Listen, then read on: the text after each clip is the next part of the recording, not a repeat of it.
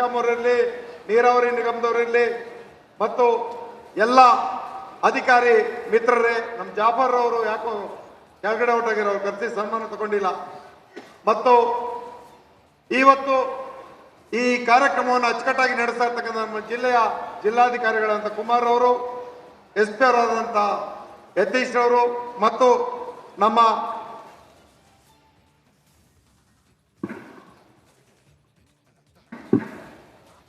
ಶೇಖ್ ತನ್ವೀರ್ ಆಸಿಫ್ ಅವರು, ಸಿ ಅವರು ಎಲ್ಲರೂ, ಅದರಲ್ಲೂ ವಿಶೇಷವಾಗಿ ಕೃಷಿ ಇಲಾಖೆ ಅಧಿಕಾರಿಗಳು, PWD ಅಧಿಕಾರಿಗಳು ಮತ್ತು ನಮ್ಮ ಜಿಲ್ಲಾ ಪಂಚಾಯತ್ನ ಅಧಿಕಾರಿಗಳು, ಎಲ್ಲ ಇಲಾಖೆಯ ಸಹಕಾರದೊಂದಿಗೆ ಸಮಾಜ ಕಲ್ಯಾಣ ಇಲಾಖೆ, ಮಹಿಳಾ ಮತ್ತು ಮಕ್ಕಳ ಕಲ್ಯಾಣಕ್ಕೆ ಎಲ್ಲರ ಸಹಯೋಗದೊಂದಿಗೆ ಇದ್ದು ಇವತ್ತು ಈ ಕಾರ್ಯಕ್ರಮವನ್ನು ಆಯೋಜಿಸಿದ್ದೇವೆ.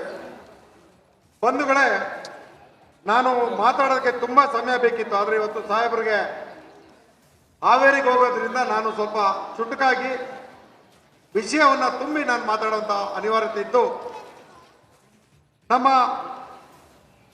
ಸರ್ಕಾರ ಇವತ್ತು ಯಾವ ರೀತಿ ನಡೀತಾ ಇದೆ, ಆ ವಿಷಯದಲ್ಲಿ ಮಳವಳ್ಳಿಯನ್ನ ಯಾವ ರೀತಿ ಮುನ್ನಡೆಸಲಿಕ್ಕೆ ನನಗೆ ಅವಕಾಶ ಕೊಡ್ತಿದ್ದಾರೆ ಅನ್ನೋಂಥ ವರದಿಯನ್ನ ಪ್ರಾರಂಭವಾದಂಥ 8 ತಿಂಗಳಲ್ಲಿ ನಾನು ನಿಮ್ಮ ಮುಂದೆ ಮೊದಲನೇ ವರದಿಯನ್ನು ಇಡತಕ್ಕಂಥದ್ದು ನನ್ನ ಕರ್ತವ್ಯ. ಇವತ್ತು ಭಾರತ ದೇಶದಲ್ಲಿ ಇವತ್ತು ಹಲವಾರು ನಮ್ಮ ವಿರೋಧಿ ಪಕ್ಷಗಳು ರಾಷ್ಟ್ರವನ್ನು ಆಳ್ತಾ ಇರ್ತಕ್ಕಂಥವ್ರು ಸುಳ್ಳಿನ ಸಾಮ್ರಾಜ್ಯಾಧಿಪತಿಗಳವರು ಸತ್ಯವನ್ನ ಮರೆಮಾಚಿ ಜನರಿಗೆ ಭಯದ ವಾತಾವರಣ ತಂದಿಟ್ಟು ದೇಶದಲ್ಲಿ ಕೋಮು ದಳ್ಳೂರಿನೊಂದಿಗೆ ಈ ರಾಷ್ಟ್ರವನ್ನ ಕಪಿಮುಷ್ಟಿಯಲ್ಲಿ ಇಟ್ಟಿರ್ತಕ್ಕಂಥ ಆಡಳಿತ ಒಂದಾದ್ರೆ, ಎಲ್ಲ ಬಡವರ ಕಲ್ಯಾಣ ಕಾರ್ಯಕ್ರಮಗಳು 5 ಗ್ಯಾರಂಟಿಗಳ ಜೊತೆಯಲ್ಲಿ ನಮ್ಮ ನಾಯಕ ರಾಹುಲ್ ಗಾಂಧಿ ಅವರು ಘೋಷಿಸಿದಂತ ಜವಾಬ್ದಾರಿಯನ್ನು ನಿರ್ವಹಿಸ್ತಾ ಇರ್ತಕ್ಕಂಥ ನನ್ನ ಬಡವರ ಬಂಧು ಸಿದ್ದರಾಮಯ್ಯನವರ ಸರ್ಕಾರದ ಯೋಜನೆಗಳು ನಿಮ್ಮ ಮುಂದೆ ನಿಂತಿದ್ದಾವೆ. ಈ ಯೋಜನೆಗಳನ್ನು ನಾವು ಕೂಟಾಟಿಕೆಗಳನ್ನ ಆಡಳಿತಕ್ಕೆ ಬಂದ 7 ತಿಂಗಳಲ್ಲಿ ಕೊಟ್ಟ ಮಾತಿನಂತೆ ಎಲ್ಲ ಈ ಗ್ಯಾರಂಟಿಗಳನ್ನು ಜಾರಿ ಕೊಟ್ಟಂತ ರಾಷ್ಟ್ರದ ಏಕೈಕ ಮುಖ್ಯಮಂತ್ರಿ ನಮ್ಮ ಸಿದ್ದರಾಮಯ್ಯನವರು ಅನ್ನೋದನ್ನ ಇಡೀ ನಾಡು ಆಡಿ ಹೊಗಳ್ತಾ ಇದೆ. ಈ ಜವಾಬ್ದಾರಿ ಇವತ್ತು ನಮಗೆ ಹೆಮ್ಮೆ ತಂದಿದೆ. ಬಹಳಷ್ಟು ಜನ ಬೀಗ್ತಾ ಇದ್ದಾರೆ, ಪಾರ್ಲಿಮೆಂಟ್ ಚುನಾವಣೆ ಬಂತು ನಮ್ಮದೇ ಇಲ್ಲ ಅಂತ.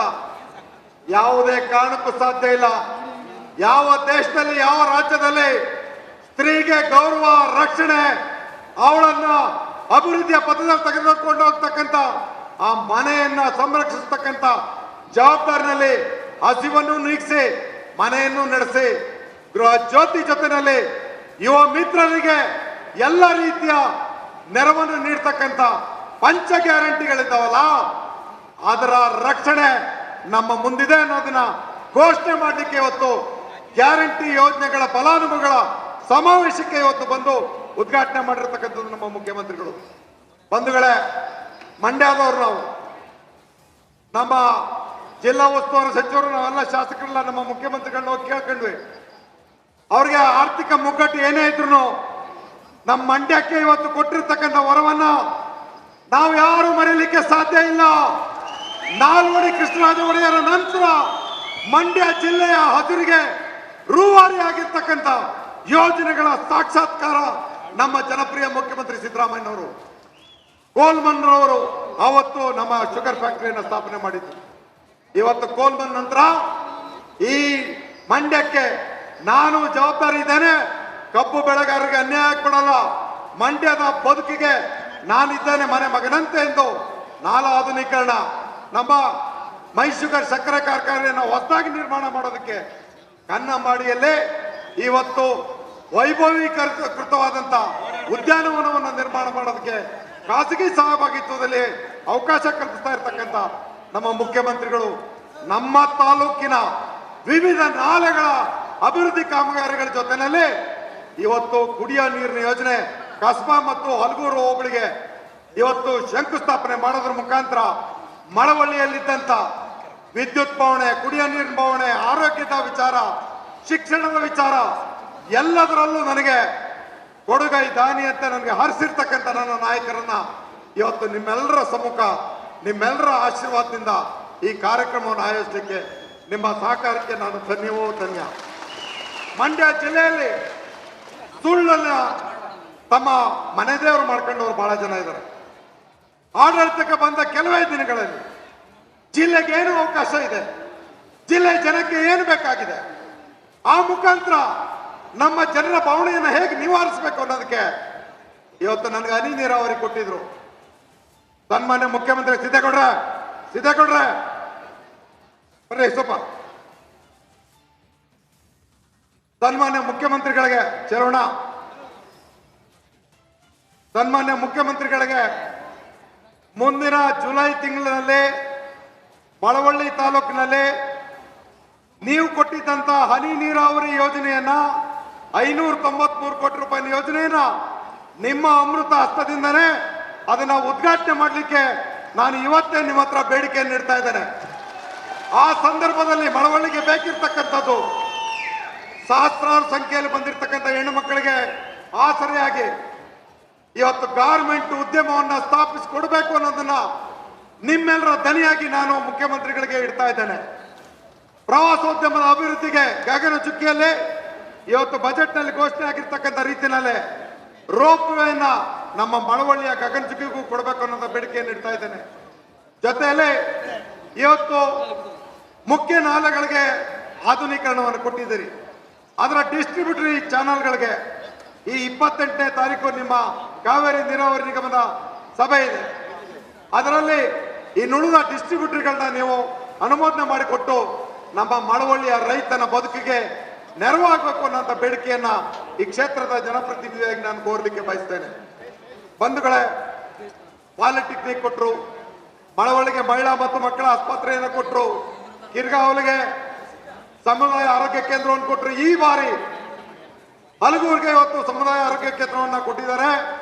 ಬೆಳಕವಾಡಿಗೂ ನನಗೆ ಇನ್ನೊಂದು ಸಮುದಾಯ ಆರೋಗ್ಯ ಕೇಂದ್ರ ಬೇಕು ಅನ್ನೋದ್ರ ಜೊತೆಗೆ ಯಾವ ಬಿಜಿಪುರ, ಸರಗೂರು ಮತ್ತು DL ಹಳ್ಳಿಯಲ್ಲಿ ಪ್ರಾಥಮಿಕ ಆರೋಗ್ಯ ಕೇಂದ್ರಗಳು ಬೇಕು ಅನ್ನೋದಕ್ಕೆ ನನ್ನ ಮನವಿಯನ್ನ ಸ್ವೀಕರಿಸಿ ನನಗೆ ಅವಕಾಶ ಮಾಡಿಕೊಡ್ಬೇಕು ಅನ್ನೋದನ್ನು ಕೇಳ್ತಾ, ಮಳವಳ್ಳಿ ಪಟ್ಟಣಕ್ಕೆ ಸುರೇಶ್ ಅಣ್ಣ ಮಾತಾಡ್ಬೇಕಾದ್ರೆ ಒಂದು ಘೋಷಣೆಯನ್ನ ಮಾಡಬೇಕಾಗಿದೆ. ಒಳಚರಂಡಿ ವ್ಯವಸ್ಥೆಯನ್ನು ಪೂರ್ಣ ಪ್ರಮಾಣದಲ್ಲಿ ಕೈಗೊಳ್ಳೋದಕ್ಕೆ ಅದಕ್ಕೆ ಅಗತ್ಯವಾಗಿರ್ತಕ್ಕಂಥ ಅನುದಾನವನ್ನು ನನಗೆ ನೀಡಬೇಕು ಅನ್ನೋದನ್ನು ಕೋರ್ತಾ, ಲೋಕೋಪಯೋಗಿ ಸಚಿವರು ನನ್ನ ಎಲ್ಲ ಕಷ್ಟ ಸುಖಗಳಲ್ಲಿ ಭಾಗಿಯಾಗಿ ಸ್ವಂತ ತಮ್ಮನಂತೆ ನೋಡ್ತಾ ಇರ್ತಕ್ಕಂಥ ಸತೀಶ್ ಜಾರಕಿಹೊಳಿ ಅವರು ಲೋಕೋಪಯೋಗಿ ಸಚಿವರಾಗಿ ಅವರಿಂದ ನಾನು ಕೊಡುಗೆಯನ್ನು ಬಯಸ್ತೇನೆ.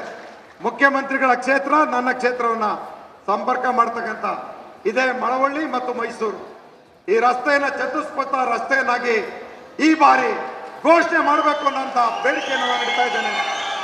ಈ ಎಲ್ಲ ಜವಾಬ್ದಾರಿಗಳ ಜೊತೆ ಗ್ರಾಮೀಣ ರಸ್ತೆಗಳು ಮತ್ತು ಈ ವರ್ಷ 3 ಲಕ್ಷ ಮನೆಗಳನ್ನ ಬಡವರಿಗೆ ಘೋಷಣೆ ಮಾಡಿರ್ತಕ್ಕಂಥ ಮುಖ್ಯಮಂತ್ರಿ ಕಳೆದ 5 ವರ್ಷದಲ್ಲಿ ಒಂದೇ ಒಂದು ಮನೆಯನ್ನು ಬಡವರು ಕೊಡದೇ ಇರತಕ್ಕಂಥ ಸರ್ಕಾರಗಳನ್ನ ನೋಡಿದ್ರಿ. ಇವತ್ತು ಪ್ರಥಮ ಬಜೆಟ್ ನಲ್ಲೇ ನಮ್ಮ ಮುಖ್ಯಮಂತ್ರಿಗಳು 3 ಲಕ್ಷ ಮನೆಗಳನ್ನ ಘೋಷಣೆ ಮಾಡಿದ್ದಾರೆ. ಹಾಗೆ ನಮ್ಮ ಪಟ್ಟಣದಲ್ಲಿ ಮತ್ತು ಹಲಗೂರು, ದನಗೂರು, ಬೆಳಕವಾಡಿ, ಕಿರ್ಗಾವಲು, ಕಲ್ಕುಣಿ ಈ ಭಾಗದಲ್ಲಿರ್ತಕ್ಕಂಥ ಅಲ್ಪಸಂಖ್ಯಾತರ ಒಂದು ಬಡಾವಣೆಗಳನ್ನ ಅಭಿವೃದ್ಧಿ ಪಡಿಸೋದಕ್ಕೆ ನನಗೆ ಅನುದಾನವನ್ನು ಬೇಡ್ತಾ, ಅಲ್ಪಸಂಖ್ಯಾತರ ನಿಗಮದಿಂದ ನಮಗೆ ಒಂದು ಅಲ್ಪಸಂಖ್ಯಾತರ ಒಂದು ಮೊರಾರ್ಜಿ ದೇಸಾಯಿ ಶಾಲೆಯನ್ನ ಕೊಡಿಸ್ಕೊಡಿ ಅನ್ನೋಂಥ ಬೇಡಿಕೆಯನ್ನು ನಾನು ಇಡ್ತಾ ಇದ್ದೇನೆ. ಈ ಎಲ್ಲದರ ಜೊತೆಯಲ್ಲಿ ಅಂದು ಇಂದಿರಾ ಗಾಂಧಿ ಬಡವರಿಗೆ ಭೂ ಒಡೆತನವನ್ನು ಕೊಟ್ಟಿದ್ದು, ಪಡಿತರ ವ್ಯವಸ್ಥೆಯನ್ನು ಕಳಿಸಿದ್ದು, ಬ್ಯಾಂಕ್ ರಾಷ್ಟ್ರೀಕರಣ ಮಾಡಿದ್ದು, ತದನಂತರ ನಮ್ಮ ನಾಯಕ ದಿವಂಗತ ರಾಜೀವ್ ಗಾಂಧಿ ಅವರು ಈ ದೇಶವನ್ನು ಆಧುನಿಕ ಕ್ರಾಂತಿಯತ್ತ, ತಂತ್ರಜ್ಞಾನದ ಯುಗದತ್ತ ತೆಗೆದುಕೊಂಡಂತ ನನ್ನ ನಾಯಕ.